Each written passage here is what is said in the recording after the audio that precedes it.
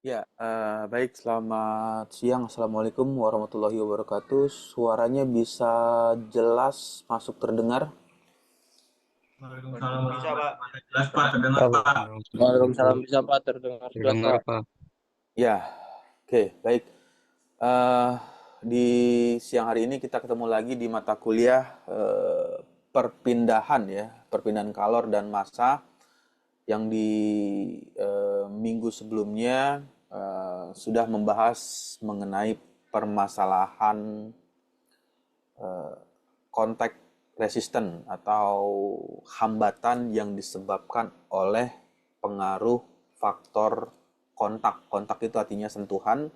Jadi sentuhan juga bisa memberikan hambatan tergantung bagaimana proses sentuhan tersebut terjadi. Apakah full kontak atau ada bagian yang tidak mengalami sentuhan. Jadi ada bagian yang eh, kondisinya berlubang atau kondisinya tidak tersentuh. Nah, ini pertemuan ini merupakan kelanjutan, continue dari pertemuan yang sebelumnya. Di pertemuan sebelumnya sudah diceritakan hal-hal yang mempengaruhi atau faktor-faktor yang mempengaruhi thermal contact resistance. Yang pertama adalah dipengaruhi karena adanya kekasaran permukaan. Jadi permukaan yang kasar, permukaan yang tidak halus, tidak mulus, ini memberikan hambatan. Resisten itu sama saja dengan hambatan, menjadikan panas yang berpindah tidak bisa berlangsung dengan baik. Lalu yang kedua, material permukaan. Untuk material permukaan memiliki konduktivitas termal yang berbeda juga berpengaruh. Misalnya material A dan B dengan thermal conductivity yang berbeda. Ini juga menyebabkan resisten atau hambatan terjadi.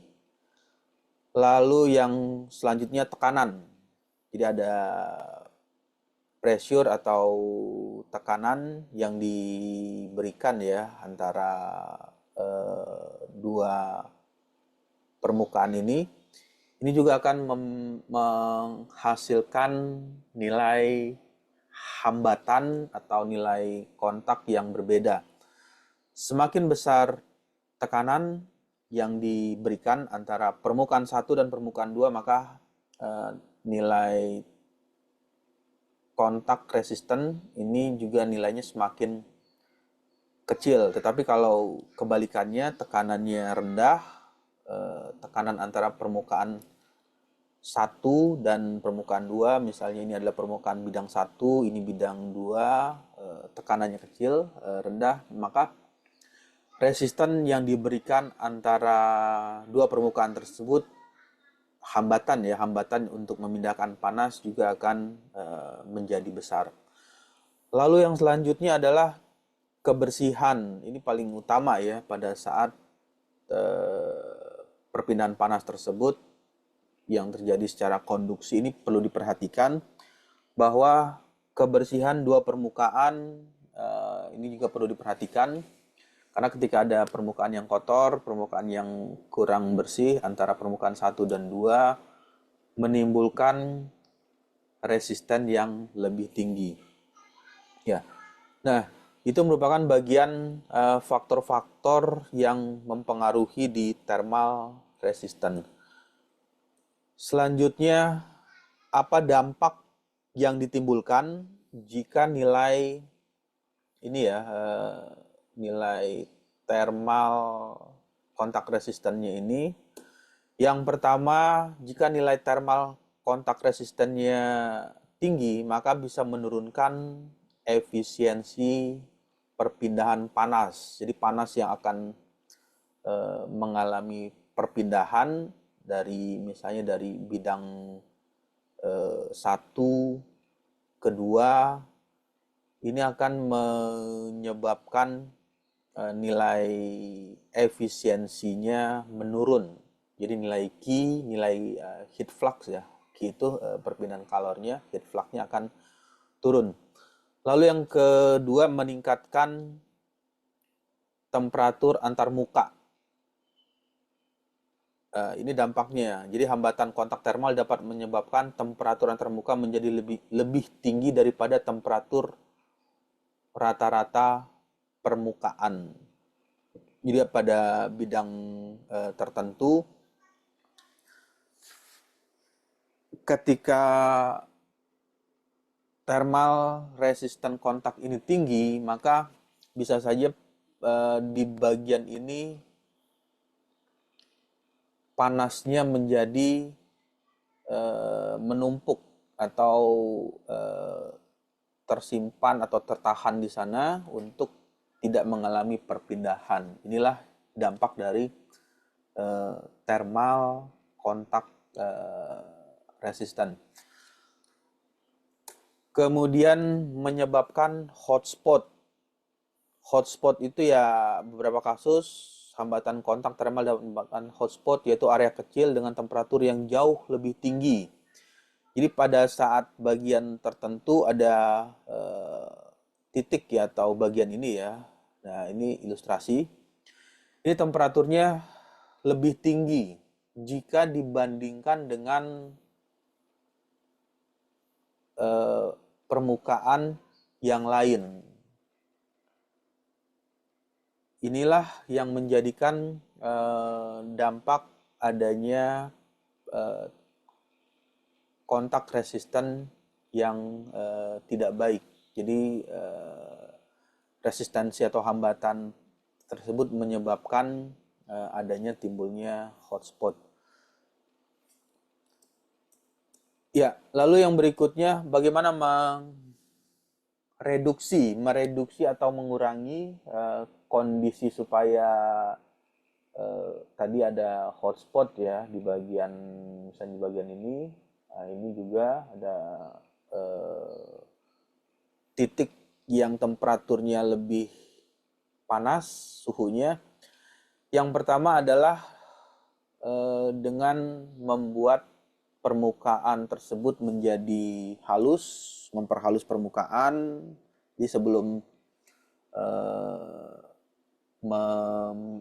memindahkan panas dari temperatur tinggi ke temperatur rendah,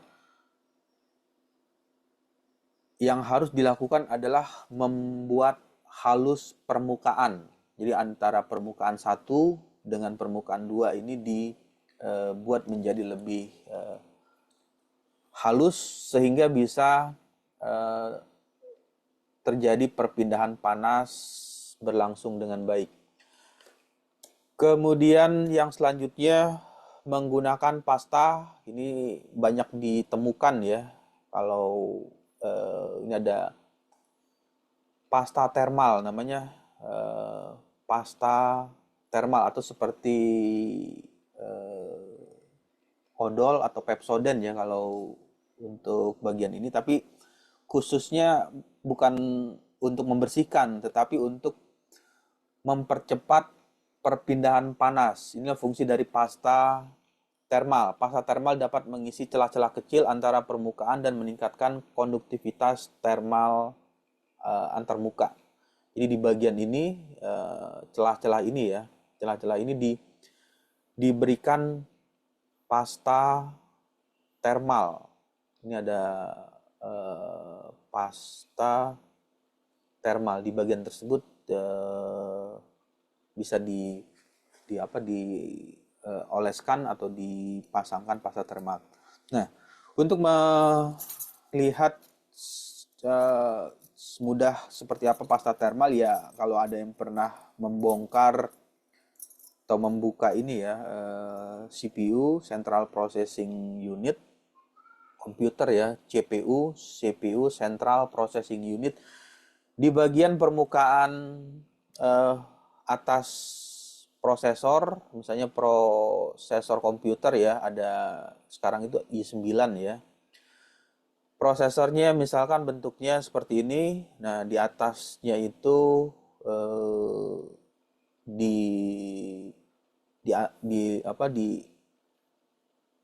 dipasang dioleskan di sini ya. Ini adalah misalkan ini kalau diilustrasikan ini merupakan prosesor komputer,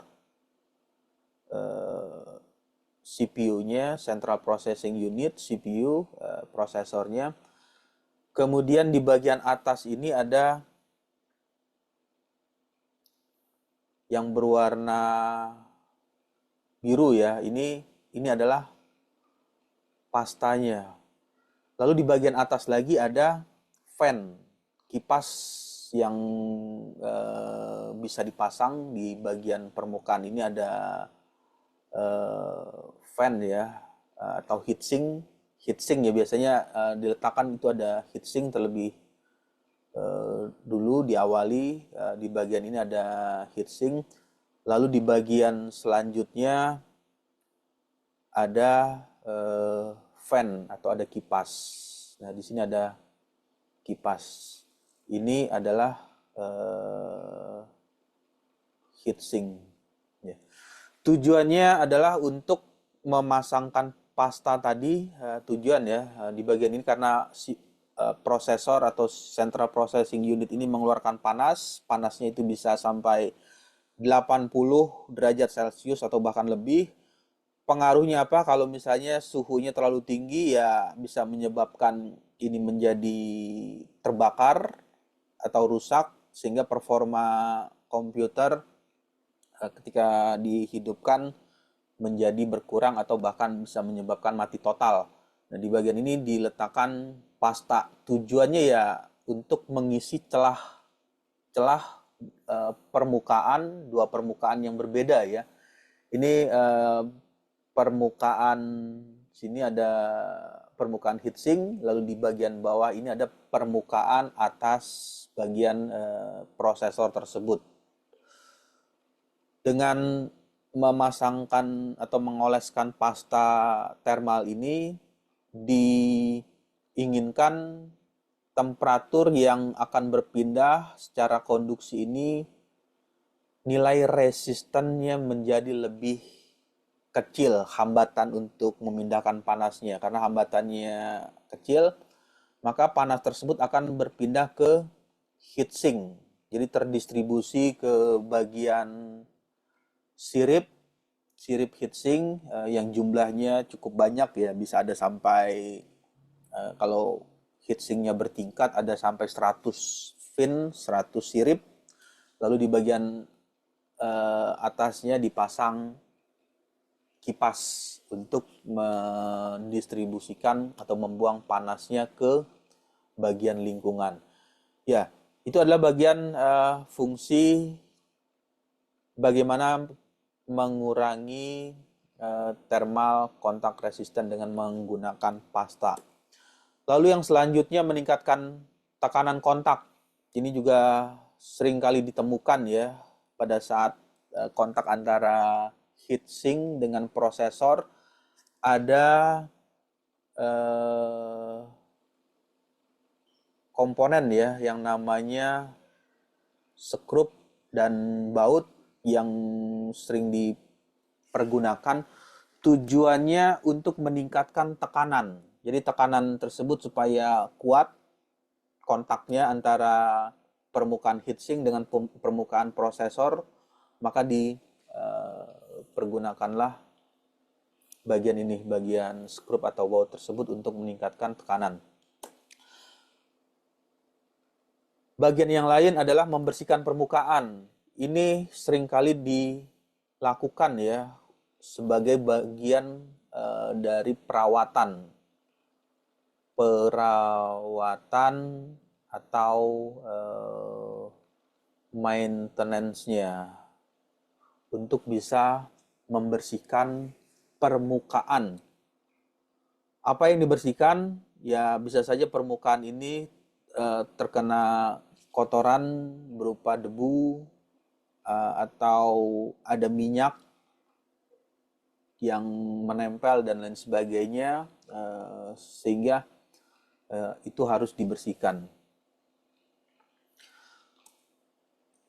Kemudian untuk tampilan share screen dan suaranya stabil, jelas terdengar ya. Jelas, Pak. Ya. Lalu yang berikutnya adalah contoh penerapan thermal kontak resisten ini sering kali ditemukan ya, nanti bisa dilihat kalau punya ada komputer di rumah atau di tempat tertentu ya, coba dibuka. Di bagian situ ada heatsink dan prosesor. Heatsink dan prosesor ini bisa ditemukan di bagian Central Processing Unit.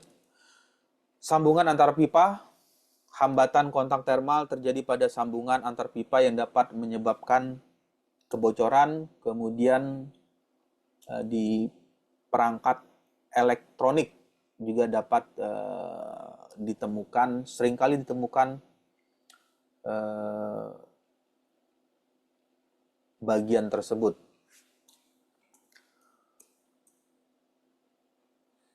Ya, yang berikutnya adalah perpindahan panas yang terjadi secara medianya itu menggunakan, di bagian ini ada kata porous media, sama saja dengan media yang berpori atau ada lubang-lubang kecil ya, porositas media berpori. Perpindahan panas menggunakan media berpori atau poros media mengacu pada transfer panas melalui suatu material yang memiliki banyak lubang-lubang atau pori-pori atau celah di dalamnya. Seperti apa medianya ya, kalau membayangkan ya media berpori itu ya sama seperti spons ya, spons atau busa atau pasir, kemudian misalnya media berpori itu dinding ya, dinding rumah ya. Dinding rumah ini juga merupakan masuk dalam kategori media yang berpori, karena dinding terbuat dari bata ya, batu bata, bata merah atau bata putih. Ada celah-celah kecil di bagian tersebut, sehingga bagian ini masuk dalam kategori media yang berpori. Nah, untuk poros media ini memiliki karakteristik yang berbeda dengan material yang kondisinya adalah padat. Padat ini diartikan sebagai material yang solid, material yang tidak ada pori-pori atau tidak ada lubang. Untuk perpindahan panas melalui media poros, media dapat dijelaskan dengan penjelasan konsep khusus atau penjelasan teorinya khusus. Nah, seperti apa nanti penjelasannya? Nah, ini adalah ilustrasi yang tadi mengenai media berpori ya. Jadi bisa diperhatikan di bagian ini. Yang pertama ada kondisinya poros medium. Ini poros medium. Kemudian di bagian kedua thermal resistant representation, dan yang ketiga itu adalah kondisi paralel. Ya. Untuk kondisi ini, kondisi 1 ya, kondisi A ya, A, B, C, kondisi A, B dan C. Yang A ini adalah media yang tadi yang dimaksud dengan media berpori. Ini merupakan media berpori. Ini ada media berpori atau porositas. Ada lubang-lubang di bagian ini, bisa terlihat ya. Ada lubang kecil, ada lubang ini kalau di zoom ini ada pori-porinya tidak teratur ya bentuknya. ada lubang besar, kemudian kecil, kemudian ada kondisinya vertikal, lalu ada yang horizontal, kondisinya yang tidak teratur. Kondisi ketidakteraturan inilah yang menyebabkan proses panas mengalami hambatan juga atau resisten karena tidak bisa berpindah secara normal atau steady ya, secara teratur, maka panas tersebut mengalami kondisi ketidakstabilan. Di penjelasan ini dijelaskan ini nilai Qx. Qx ini heat flux sama artinya seperti panas yang berpindah dari titik 1 menuju titik 2 atau temperatur 1 ke temperatur 2. Temperaturnya di bagian ini digambarkan T1 dan ini adalah T2. Apa saja yang mempengaruhi? Yang pertama adalah nilai L. Di sini ada nilai L itu ya panjangnya berapa. Semakin panjang maka nilai heat flux-nya juga nanti akan memberikan pengaruh yang lebih besar. Kemudian A ini luas penampang ya, biasa seperti itu, luas permukaan. Kalau ini dilihat secara tampilan ya, tampilan melihatnya dari sisi ini, berapa luas permukaannya. Kemudian K efektif, nilai keefektifan nilai tersebut. Ini ada nilainya, berapa nilai tersebut, nilai efektivitasnya. Ya. Nah, beda halnya dengan kondisi yang misalkan kondisinya solid semua. Ini solid ya. Solid, tetapi yang berbeda kalau di sini rangkaiannya ini seri ya, ini rangkaian seri, kemudian ini juga sama, ini rangkaian seri dan ini rangkaiannya paralel ya, karena ada dua bidang, dikatakan dua bidang, ada celahnya ya, celah saluran 1, ini adalah saluran 2. Ya. Untuk menghitungnya ya tinggal memasukkan nilai-nilai tersebut. Berapa nilai data yang diketahui, nanti bisa dihitung nilai heat flux untuk kondisi solid. Ini kondisi solid. Kemudian yang ini kondisinya paralel. Nah, perbedaan ini antara seri yang kondisinya porositas dan seri yang kondisinya padat bisa terlihat ya dari persamaan yang dikeluarkan. Ini memiliki persamaan yang berbeda antara media berpori dan media yang kondisinya padat. Ya, selanjutnya adalah di bagian berikutnya, kalau yang ini menceritakan mengenai kondisi bagian plat datar ya, kondisinya seperti bidang datar. Lalu bagaimana teori penjelasan mengenai untuk silinder yang ada rongganya. Untuk silinder berongga ini perlu diperhatikan di bagian ini kondisinya memiliki rongga. Jadi bisa bukan dibayangkan ada silinder tetapi di tengahnya itu memiliki lubang. Suatu silinder panjang berongga dengan jari-jari yang diketahui jari-jarinya nilainya R,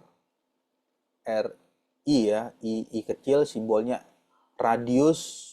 I ini bisa menjelaskan artinya inlet, radius inlet, jari-jari luar RO. Bisa diartikan O-nya ini outletnya, bagian luar, dan panjang L. Kemudian dialiri panas sebesar Q, suhu permukaan dalam T inlet bagian dalam, dan suhu permukaan luar T outlet. Nah, ini merupakan ilustrasi mudah ya, atau ilustrasi gampangnya mengartikan nilai-nilai yang tadi. R inlet ada di bagian ini menjelaskan radiusnya, kemudian radius luar ya nanti bisa dihitung berapa besar nilainya. Lalu nilai L ini adalah panjang silinder tersebut, berapa besar nilai panjangnya. Selanjutnya temperatur bagian dalam T inlet. Jadi nanti di bagian ini ada nilai suhunya. Suhunya berapa nilai temperatur yang diketahui. Kemudian temperatur yang ada di bagian luar tersebut. Nah, analognya sama seperti analogi kondisinya perpindahan listrik ya, analogi listrik. Kenapa sama ya? Karena panas itu umumnya merambat pada media yang padat atau media yang solid, seperti akan mudah pada material yang terbuat dari logam. Hal yang serupa juga terjadi pada listrik. Aliran listrik akan mudah merambat pada material yang terbuat dari logam. Inilah yang menyebabkan analoginya ada kemiripan atau bisa dianalogikan seperti itu. T inlet dan T outlet, perbedaan temperatur ini lebih tinggi ya. Jadi di bagian ini temperaturnya lebih tinggi dan ini lebih rendah. Kalau panas itu akan bisa terjadi kalau ada perbedaan suhu, misalnya di dalamnya 80 derajat Celcius, berarti di bagian ini temperaturnya lebih rendah, didapat misalkan 40 ya derajat Celcius. Nah, yang akan dihitung adalah nilai Q, nilai kalornya. R ini merupakan resisten atau hambatan. Ya, hambatan ya sama seperti yang tadi penjelasannya.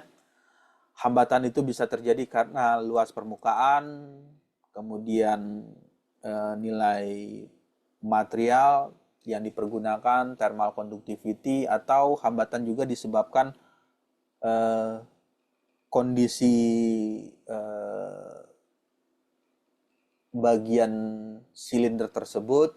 Apabila silindernya memiliki kondisi yang berlubang atau porositas, itu juga bisa masuk dalam kategori hambatan. Ya, lalu yang selanjutnya adalah penjelasan mengenai teori tersebut untuk perpindahan panas yang terjadi secara silinder. Di bagian ini ilustrasinya ada cold fluida yang lebih dingin di permukaan ya, di sekeliling ini. Lalu yang selanjutnya hot fluid. Di bagian ini temperaturnya lebih panas. Nah, yang terjadi adalah panas akan berpindah keluar ya. Panas akan berpindah keluar dari temperatur tinggi ke temperatur yang lebih rendah. Jadi panas akan atau nilai Q ya, Q ini akan terjadi dari temperatur tinggi ke temperatur yang lebih rendah, atau nilai ini ya, QR. Untuk menghitung Yang pertama ini nilai tersebut H1 dikali dengan 2 dikali Pi dikali R dikali dengan L. Lalu yang selanjutnya dari bagian ini karena di dalamnya ini fluida ya. Jadi ini hot fluid, fluida panas yang mengalir dari bagian ini kemudian keluar di sini sehingga ada nilai H. H ini adalah koefisien konveksi. Jadi berapa besar nilai koefisien konveksi. Untuk koefisien konveksi ini nanti disebabkan atau dipengaruhi juga penggunaan fluida apa yang dipergunakan. Apakah di dalamnya itu menggunakan fluida cair berupa air, water ya, atau menggunakan minyak. Ini memiliki nilai koefisien konveksi yang berbeda. Lalu yang selanjutnya nilai bagian ini, T surface 1 menuju ke surface 2. Surface 1 menuju ke surface 2. Nah, ini TS1 ini ke T surface 2. Jadi di bagian ini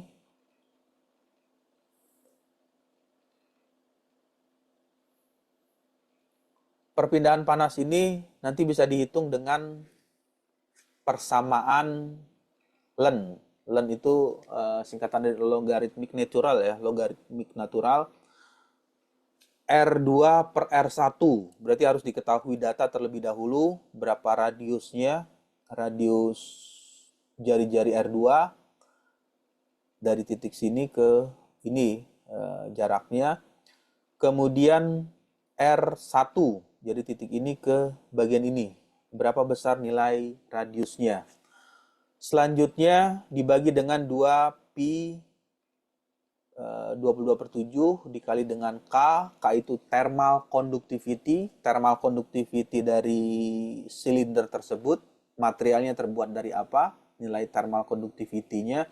Apakah nilai thermal conductivity materialnya terbuat dari aluminium atau terbuat dari tembaga? Nanti harus diketahui terlebih dahulu nilai tersebut. Kemudian L. L ini panjang dari silinder tersebut. Maka bisa didapatkan nilai QR. QR untuk perpindahan surface T heat flux ya, surface 1 ke surface 2. Untuk nilai heat flux atau nilai QR pada bidang tersebut. Di bagian akhir T surface 2. S ini singkatan dari surface, permukaan ya, permukaan ke T ambient atau T lingkungan. Ini ada lingkungan, di bagian ini ada lingkungan atau sekelilingnya ya, di bagian luar. Perhitungannya untuk menghitung heat flux-nya 1 per H2 koefisien konveksi lagi ya. Ini koefisien konveksi untuk fluida yang ada di lingkungan. Fluida yang ada di bagian ini di luarnya menggunakan fluida apa yang kontak di lingkungan tersebut. Apakah udara, apakah air, atau minyak, oli. Itu adalah fluida yang digunakan. Harus mengetahui terlebih dahulu koefisien konveksinya. Dikali 2 Pi R2 radius 2 ya, jarak sini dan dikali dengan L. Nah, itu adalah proses perhitungannya untuk mencari nilai QR. QR atau sama saja dengan artinya heat heat flux ya, heat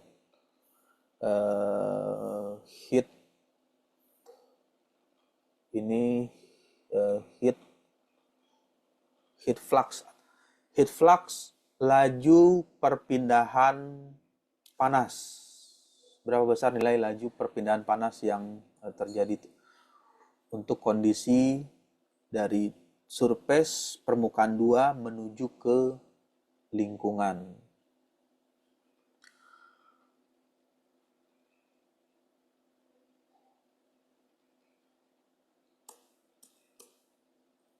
Ya, baik.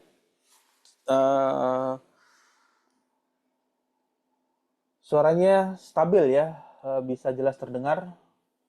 Yes, Pak. Ya, Mas Pak. ya. Ini adalah tabel yang tadi bisa dipergunakan. Tabel ini bisa dipergunakan untuk mendapatkan nilai seperti kalau tadi kan ada persamaan ya di rumus tersebut, thermal conductivity atau nilai K. Nah, jadi bisa mendapatkan data thermal conductivity nilai K misalnya untuk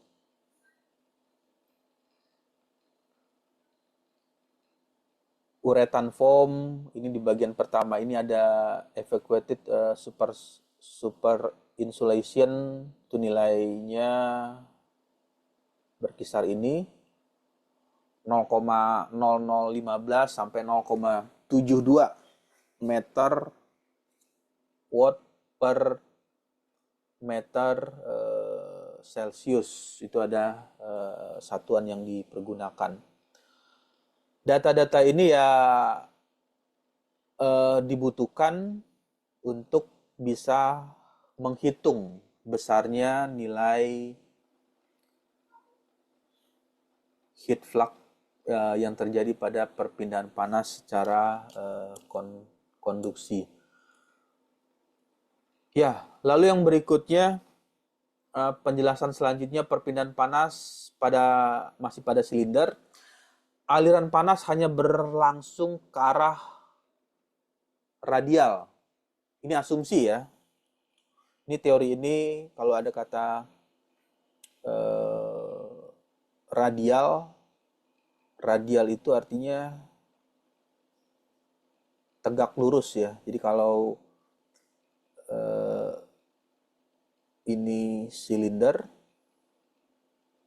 ini anggaplah bentuknya silinder ya ilustrasinya.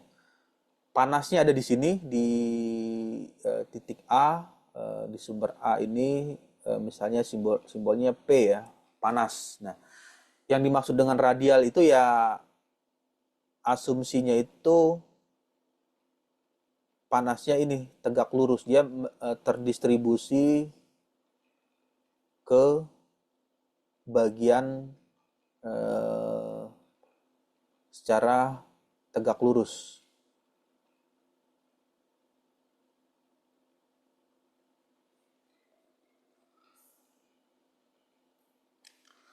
Di dalam silinder, sehingga bisa diturunkan dari penjelasan tersebut.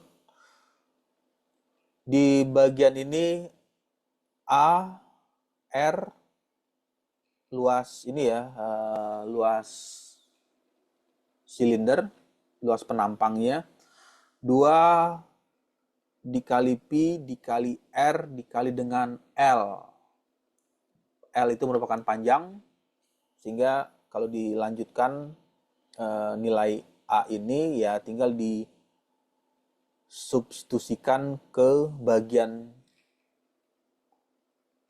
perpindahan panas secara konduksi. Pendekatannya law Fourier. Q sama dengan A dikali R, luas permukaan AR. luas permukaan silinder. Nah, setelah melanjutkan nilai-nilai tersebut bisa diberikan pendefinisian untuk nilai kondisi batas,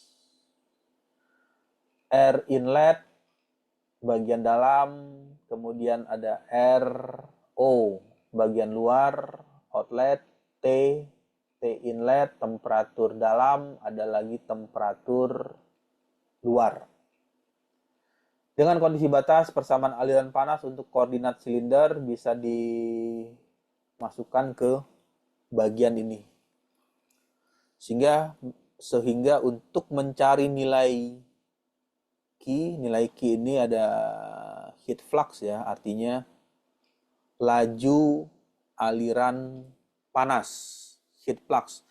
2 dikali P dikali K dikali L, ada bagian ini T inlet, jadi temperatur di bagian dalam dan temperatur di bagian luar. Kemudian dibagi 2,3 logaritmik ya per R0 dibagi dengan R inlet bagian dalam dan dibagi dengan bagian luar.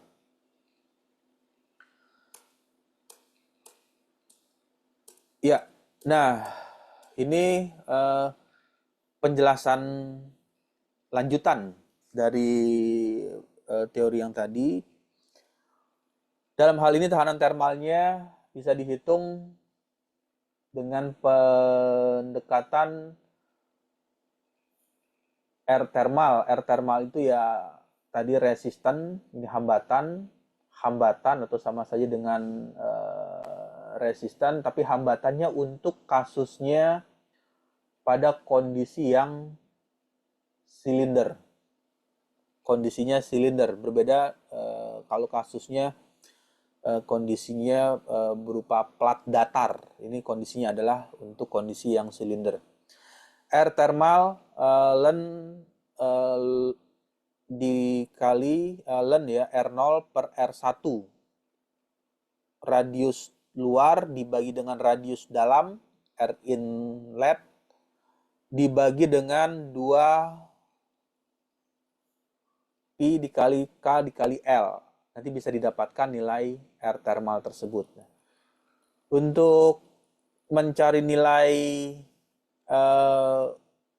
diameter, ini juga bisa dipergunakan persamaannya selisih antara, bukan selisih ya, atau semacam perbandingan radius luar berbanding dengan radius dalam, atau sama saja dengan diameter luar dibagi dengan diameter dalam. Nah, yang lanjutan nanti bisa diteruskan untuk menghitung nilai Q. Ini tinggal memasukkan saja ya nilai-nilai tersebut.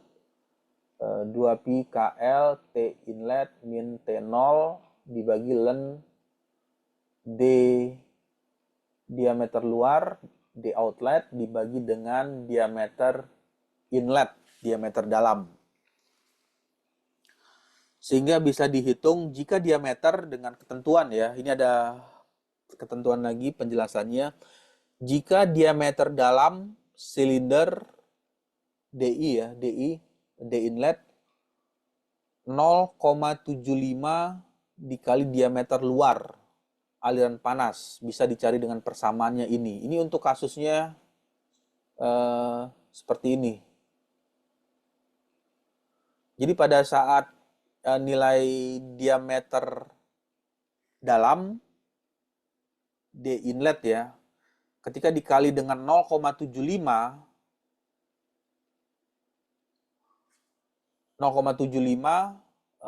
diameter ini di 0,75 dikali dengan diameter luar, nilainya lebih kecil dari diameter dalam, maka nilai perhitungan untuk mencari nilai Q-nya ini, menggunakan persamaan tersebut, persamaannya ini, yang ini. Tapi kalau misalnya nilainya di luar itu, berarti menggunakan persamaan yang ini untuk mencari nilai heat flux.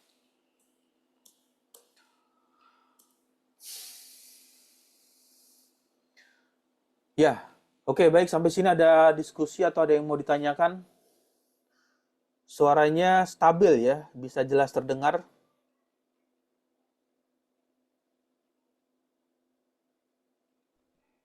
Jelas, Pak. Ya, oke, baik, kalau tidak ada, saya akan masuk lagi ke slide selanjutnya. Ini slide ke-71. Nah, di bagian ini perpindahan panas secara konduksi pada dinding lapis rangkap. Kalau tadi satu rangkap, ini lapisannya berangkap. Rangkap, tapi kondisinya masih berbentuk silinder. Jadi masih kondisinya berbentuk silinder. Untuk kondisi rangkap berbentuk silinder digambarkan pada gambar tampilannya di slide ini, ada penjelasannya. Ini berapa rangkap nih? A, B, C. Jadi ada 3 lapis. Lapis A, lapis B, dan lapis C. Lapis A, B, dan C. Untuk RA, RA ini ya berarti kondisinya ada di sini. Di bagian lapisan ini ya, lapisan A. Yang terjadi adalah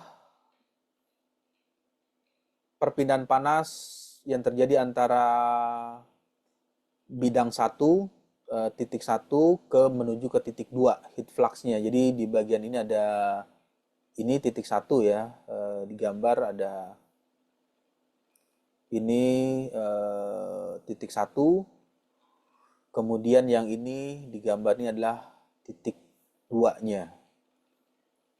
Titik 1 di sini ya, kan ini kalau diputarkan ke sini, ini menuju ke bagian ini, titik 2. R2 ke titik 2.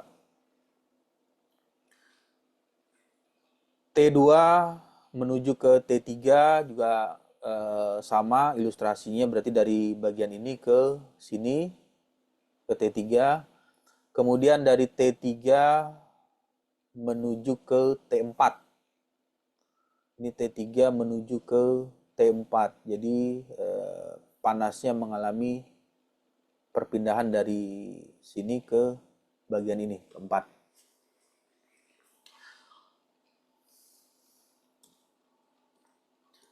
Nah, bagaimana proses penghitungan untuk kondisi tersebut dengan kondisinya dinding lapis rangkap bentuk silinder?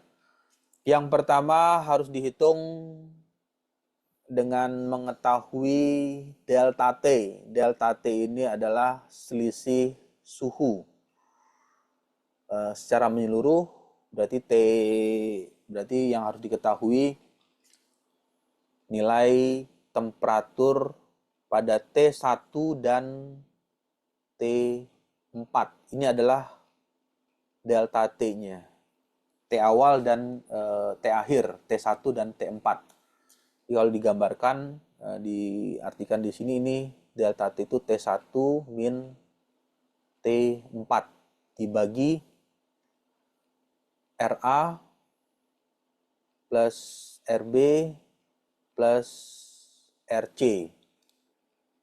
Itu resisten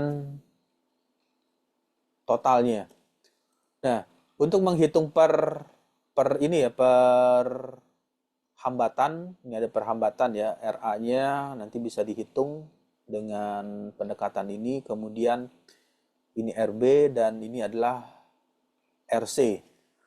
RA ya sama harus diketahui terlebih dahulu, R2 radiusnya berapa, kemudian radius 2, radius 1, lalu yang selanjutnya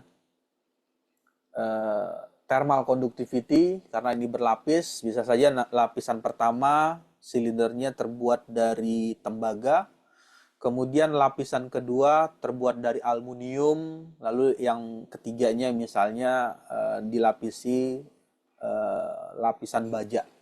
Nah, itu menghasilkan nilai ini, nilai thermal conductivity atau nilai K yang berbeda-beda nilainya, conductivity-nya berbeda.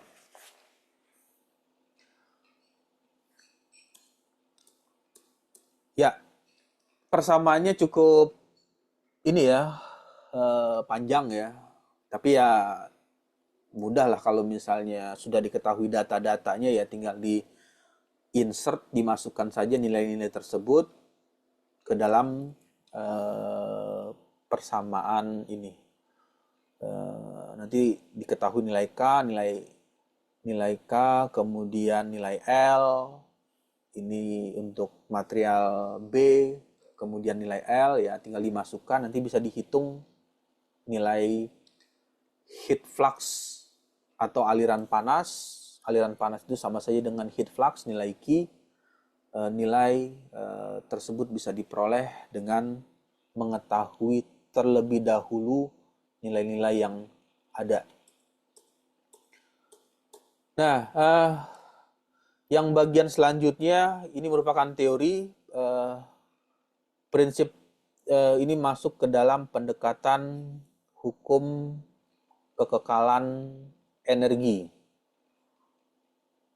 Hukum kekekalan energi ya, kekekalan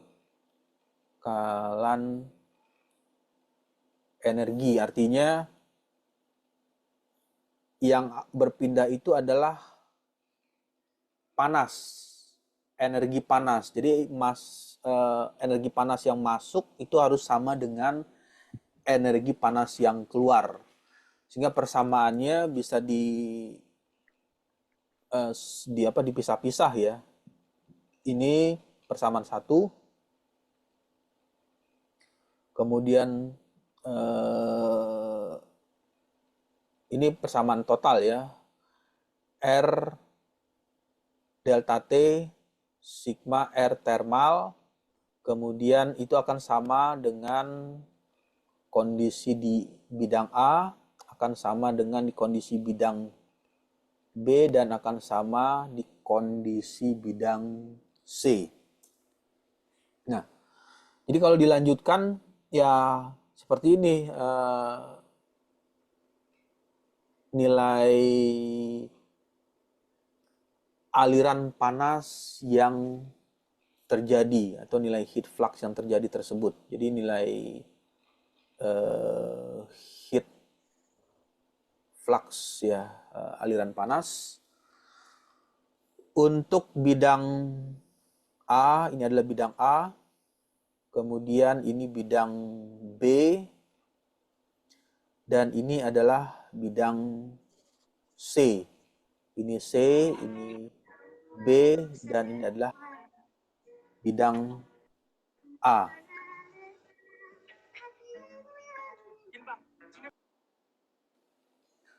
Lalu yang selanjutnya, bagaimana kalau seandainya silindernya seperti ini? Nah, ini ada penjelasannya ya. Ini hanya merepresentasikan silinder, tetapi di bidang ini ya, hanya satu domainnya itu yang dilingkari. Nanti bisa dihitung kondisinya ya dengan melakukan analisis kontrol volume untuk koordinat silinder.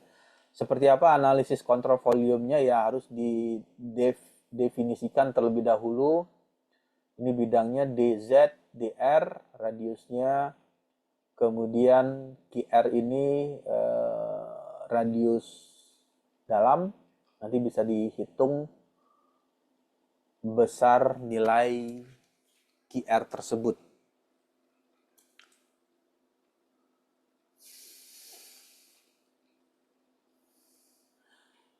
Ya, nah yang selanjutnya adalah distribusi temperatur untuk komposit. Di bagian ini ada penjelasan composite ya, composite cylindrical wall. Komposit itu, yang dimaksud dengan komposit ini semacam lapisan komposit. Jadi ada lapisan 1, lapisan 2, lapisan 3. Teorinya ya secara analitik bisa dijelaskan seperti ini. Ini ada A, B, dan C yang tadi ya digambarkan untuk mencari nilai heat flux. QR itu ya heat flux-nya karena disimbolkan ada R, radius berarti ada kelengkungan karena berbentuk silinder. Nanti bisa dihitung dengan mengetahui terlebih dahulu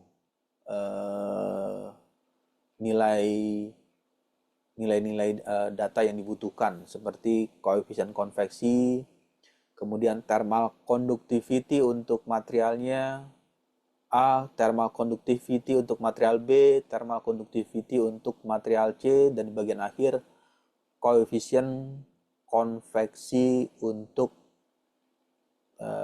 permukaan di bagian luarnya.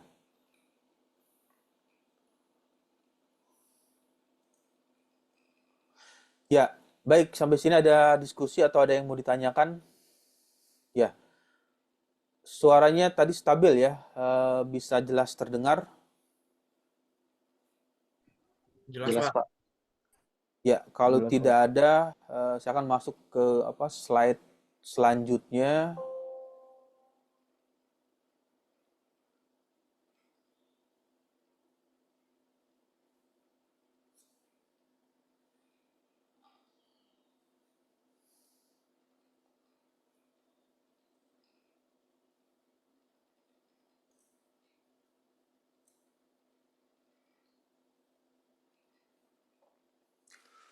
Untuk share screen-nya bisa jelas terlihat ya, sudah keluar. terlihat Pak. Ya, nah ini adalah bagian dari permainan panas secara konduksi, masih menceritakan konduksi ya.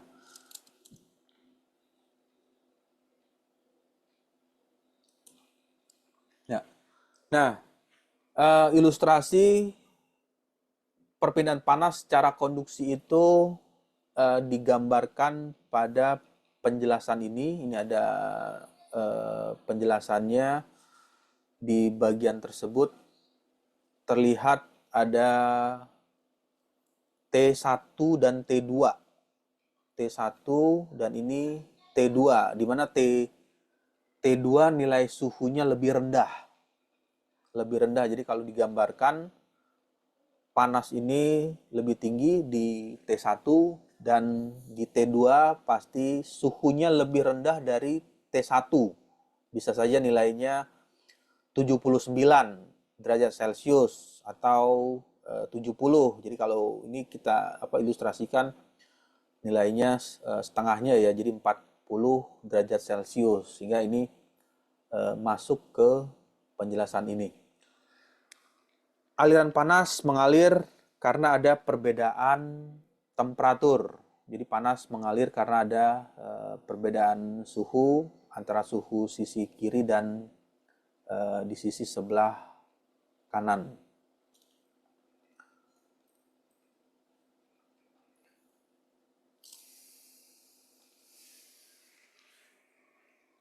Ya, nah ini secara teori secara teori matematis ya, menuliskan persamaan konduksi dalam bentuk matematik harus bisa dipahami perjanjian tentang tanda. Jadi kalau di rumus hukum Fourier itu kan ada sering keluar tanda positif atau tanda negatif. Ya, ilustrasinya seperti ini. Di bagian ini arah aliran panas. Jadi kalau arah aliran panasnya ini dari sini, berarti dia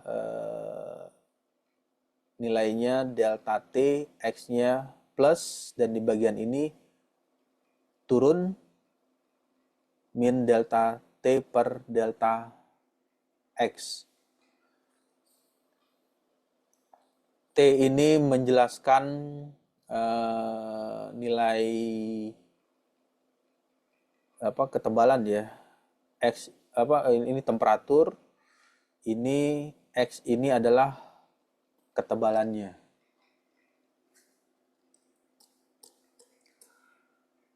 Nah, ini tadi sudah diceritakan ya, hukum Fourier. Ini tadi sudah. Oke. Saya akan lanjutkan lagi di bagian berikutnya. Yang tadi sampai sini ya, silinder. Lalu yang bagian selanjutnya adalah bola berongga. Kalau tadi silinder, ini teorinya mengenai bola. Bolanya itu bukan bola padat atau bola solid, tetapi bolanya ada rongganya.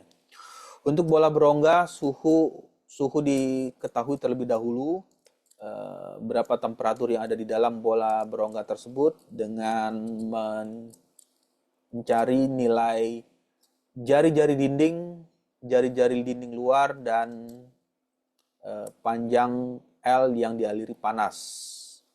Jadi kalau digambarkan ya masih sama seperti yang tadi, menggunakan pendekatan analognya,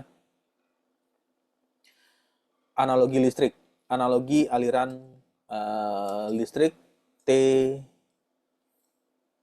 inlet dan T outlet. Ini T1, T inlet, dan ini adalah T outlet.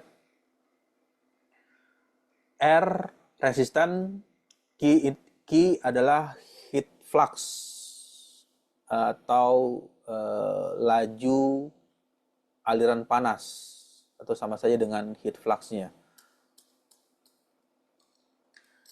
Nah, penjelasannya ya perbedaannya ada di ini. AR, luas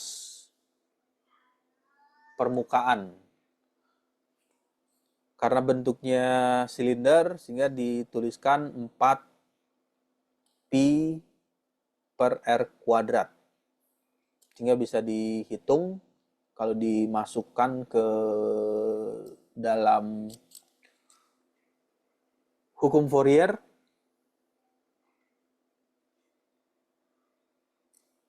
Nilainya adalah ini ya, min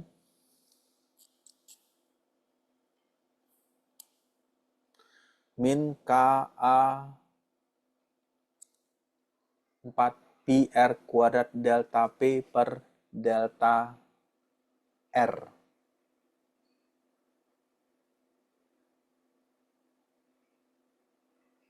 Ya, di sini tadi ada tanda negatif ya. Ini ada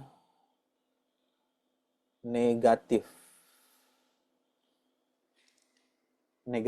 Nah, ini ya sama halnya penjelasan yang tadi di bagian yang sebelumnya. Nah, ini ada negatif minus ya. Kalau yang ini kan ini negatif, kalau yang ini positif. Ini menjelaskan arah aliran panas. Arah aliran panas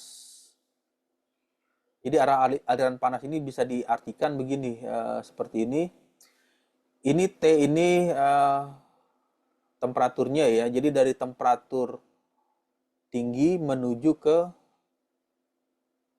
ketebalannya. Ini delta X ini artinya tebal. Kalau yang ini arah aliran panasnya ini diartikan dari temperatur tinggi ke bagian yang tipisnya, ke permukaan yang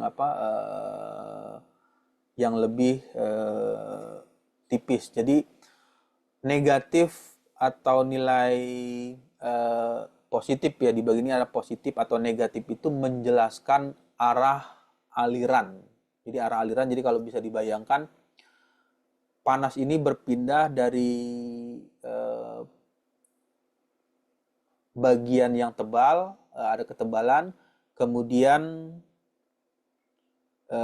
temperaturnya tinggi ke temperatur yang rendah. Jadi kalau ini digambarkan, ini arah aliran ya. Ini misalnya ini plat, ini kan plat ya. Nah, plat dan ini adalah simbol X. X itu ya tebalnya. Ini begini dia. Jadi dari temperatur tinggi ke temperatur yang rendah.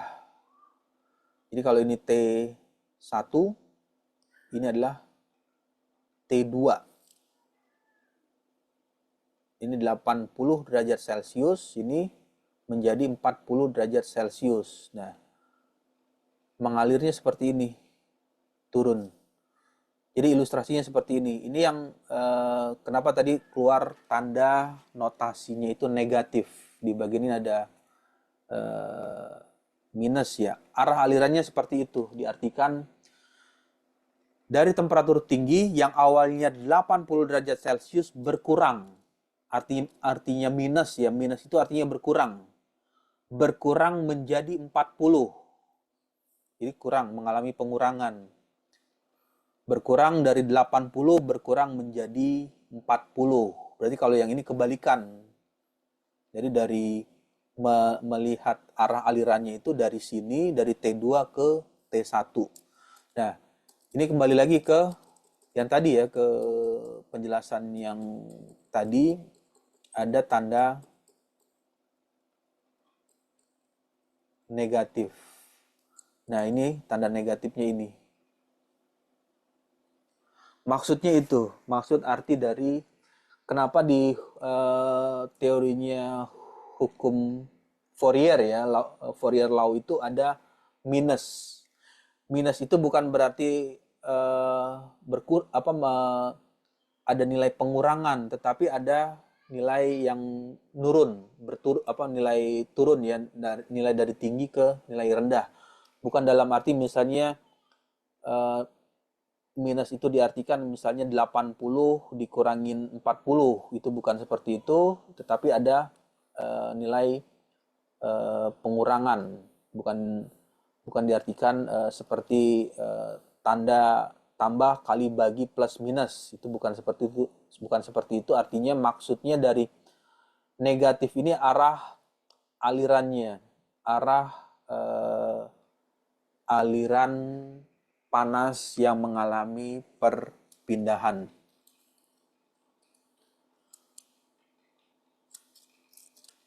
Kemudian sama halnya yang tadi juga dijelaskan untuk kasus yang berongga, ini juga ada nilai thermal conductivity. Jadi ada nilai thermal conductivity. Untuk thermal conductivity berbeda-beda nilai material yang digunakan, misalnya diamond dengan silver. Diamond itu apa? Mutiara ya. Kemudian silver, perak, copper, gold ini emas, nilai thermal conductivity-nya lebih rendah ya dari silver atau dari copper.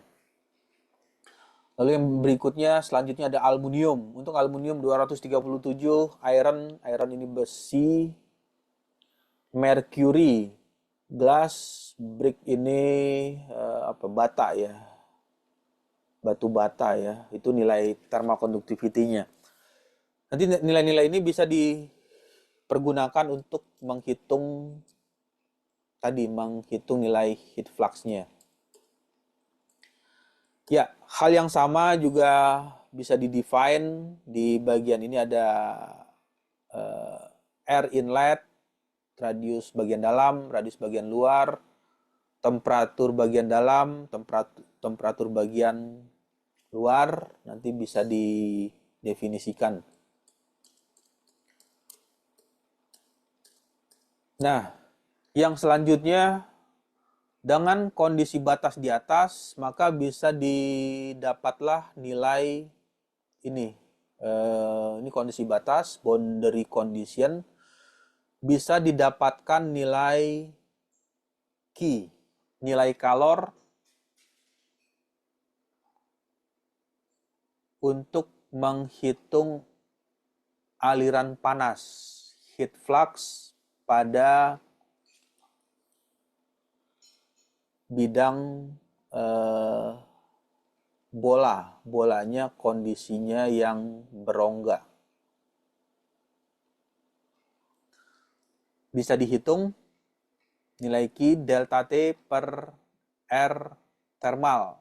T inlet sama dengan T inlet dibagi dengan T outlet. T inlet dikurang ya, bukan dibagi, di T inlet dikurang T outlet per 1 per R inlet min R outlet per 4 Pi dikali dengan K. Nah, ini ada nilai K. Di bagian sini ada tertulis nilai K. Thermal conductivity-nya. Ini ada nilai thermal conductivity.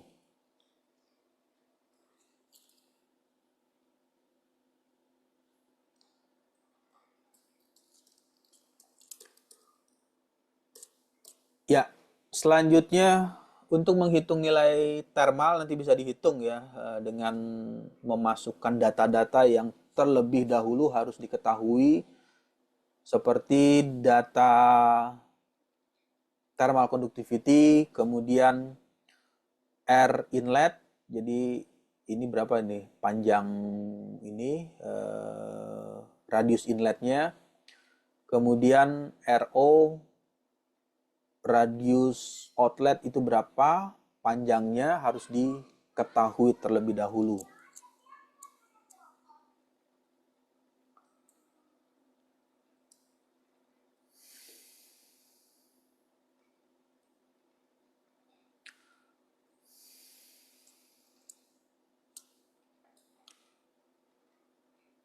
Ya, nah ini adalah pengetahuan dasar ya, bagaimana nanti ketika ini